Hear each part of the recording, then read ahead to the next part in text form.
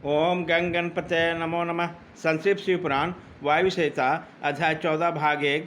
गुरु से मंत्र लेने तथा उसके जप करने की विधि, पांच प्रकार के जप तथा उसकी महिमा, मंत्र गणना के लिए विभिन्न प्रकार के मालाओं का महत्व तथा अंगुलियों के उपयोग का वर्णन, जप के लिए उपयोगी स्थान तथा दिशा, जप में वर्जनीय बातें, सदाचार का महत्व, आस्तिकता की प्रशंसा तथा पंचाशर मंत्र का विशेषता का वर्णन। महादेव जी कहते हैं, ब्राह्मण ने आज्ञाहीन, क्रियाहीन, श्रद्धाहीन तथा विधि के पालनार्थ आवश्यक दक्षिणा से हीन जो जप करता है वो सदा निष्फल होता है। मेरा स्वरूप भूत मंत्र यदि आज्ञा सिद्ध, क्रिया सिद्ध और श्रद्धा सिद्ध होने के साथ ही दक्षिणा से भी युक्त हो तो उसकी सिद्धि होती है और उससे महान फल प्राप्त होता है। शिष्य को चाहिए कि वो पहले तत्ववेता, आचार्य जैसे सदागुण संपन्न, ध्यान योग प्राण तथा ब्राह्मण गुरु की सेवा में उपस्थित हों। मन में शुद्ध भाव रखते हुए प्रयत्नपूर्वक उन्हें संतुष्टि करें। ब्राह्मण साधक अपने मन, वाणी, शरीर और धड़ से आचार्य का पूजन करें। यदि वैभव हो तो गुरु को भक्ति भाव से हाथी, घोड़े, रथ, यत्न, क्षेत्र, गृह आदि अर्पित करें। जो अपने लिए सिद्धि चाहता है वह धन के दान में कृपणता न करे। तदंतर सब सामग्रियों सहित अपने आप को गुरु की सेवा में अर्पित कर दें।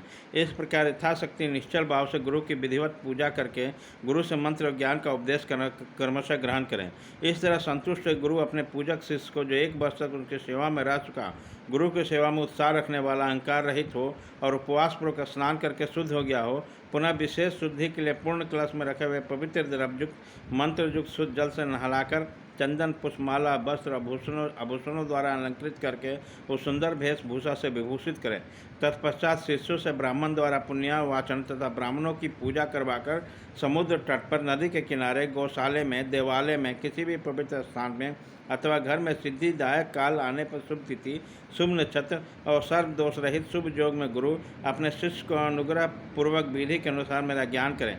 एकांत स्थान में अत्यंत प्रसन्नचित होकर उस समय से हम दोनों को उत्तम मंत्र के शिष्य से भली भांति उच्चारण करें। बारंबार उच्चारण करके शिष्य को इस प्रकार आशीर्वाद दें, तुम्हारा कल्याण हो, मंगल हो, शोभन हो, प्रिय हो। इस तरह गुरु शिष्य के मंत्र और आज्ञा प्रदान करें। इस प्रकार गुरु से मंत्र और आज्ञा पाकर शिष्य एकाग्रचित होकर संकल्प करके पुरुषपूर्वक प्रतिदिन उस मंत्र का जप करता रहे। जो जब तक जिए तब तक अन्य भाव से तत्परतापूर्वक नियम नित्य 1008 मंत्रों का जप करे। जो ऐसा करता है वो परम गति को प्राप्त होता है। जो प्रतिदिन संयम में रह कर केवल रात को ही भोजन करता है और मंत्र के जितने अक्षर है उतने लाख का चौगुना जप आदरपूर्वक कर देता है, वो पूर्णश्चित कहलाता है। जो पूर्णश्चरण करके प्रतिदिन जप करता रहता है उसके समान इस लोक में दूसरा कोई नहीं है। वो सिद्धिदायक सिद्ध हो जाता है। साधक को चाहिए उस शुद्ध देश में स्नान करने वाला सुंदर आसन बांधकर अपने हृदय में तुम्हारे साथ मुझे शिव का और अपने गुरु का चिंतन करते हुए उत्तर या पूर्व की ओर मुँह करके मौन भाव से बैठे, चित्त को एकाग्र करें और दहन, पलावन आदि 5 तत्वों का शोधन करके मंत्र का न्यास आदि करें।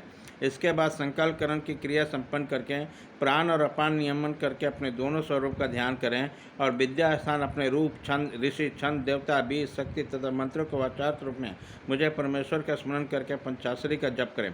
माना जप उत्तम है, उपांशु जप मध्यम है और वाचिक जप निम्न कोटि का माना गया है। ऐसा आगमनार्थ विशारद विद्वानों का कथन है।